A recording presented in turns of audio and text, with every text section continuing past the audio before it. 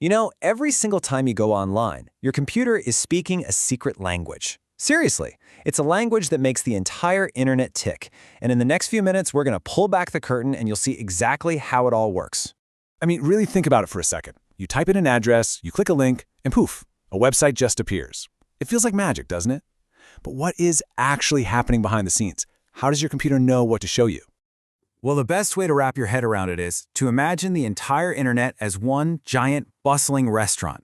It's got millions of tables and a kitchen that can cook up any website you could possibly imagine.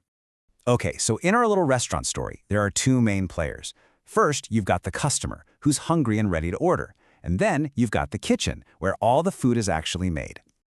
So, in this scenario, the customer, that's your web browser.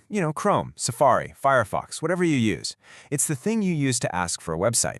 In the kitchen, that's the web server. Think of it like a powerful computer somewhere out there where the website's files are all stored, just waiting to be served up.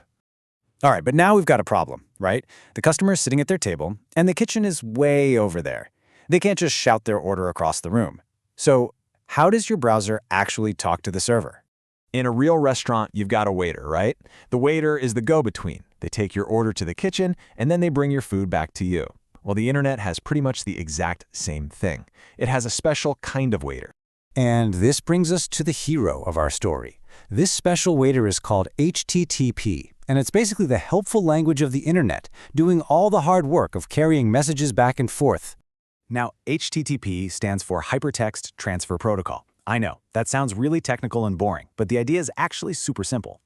Hypertext is just the clickable text you see online. It's what makes the web a web of links. And a protocol is just a fancy word for a set of rules. So really, HTTP is just the internet's official waiter, following the rules to take your request and bring back exactly what you asked for. So, let's break this down. First up, placing your order. In the internet world, we call this an HTTP request. This all happens in the blink of an eye, really, in 3 quick steps. First, you click a link or type in an address. That's you deciding what you want from the menu. Instantly, our little HTTP waiter grabs that order. Then, it zips across the internet to find the right kitchen, the server where that specific website lives. Okay, so the order made it to the kitchen. What happens next? Well, your website arrives. This is the second half of the journey, and we call it the HTTP response.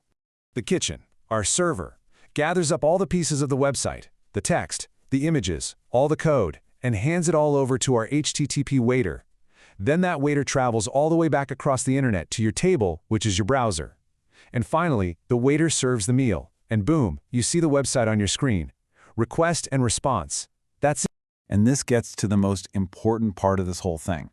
HTTP is a universal language. It doesn't matter if you're on a brand new laptop or an ancient phone. It doesn't matter if you're in India or Brazil or Japan. Every single device connected to the internet has agreed to speak this one simple language. So why is this one simple idea so incredibly powerful? Why does this one language matter so much? Let's talk about the real power of HTTP. Think about what this means. Because every device uses the same waiter, the system just works everywhere. It works on any computer, on any phone, in any country in the world. This one simple set of rules for ordering and serving is literally what holds the entire World Wide Web together. And just how busy is our waiter? Well, every single day, HTTP delivers billions and billions of websites. Every photo you see, every video you watch, every article you read online, it was brought to you by this invisible, incredibly hardworking waiter. So here's the bottom line. The entire amazing, complex internet that we use every day, it all boils down to a very simple idea. The idea of a waiter that takes an order and brings back a meal. A simple system that everyone agrees to use. And by the way, when you see that little lock icon next to a web address, that's just our waiter speaking in a secure private whisper. That's HTTPS. So the next time you click a link, you'll know the secret.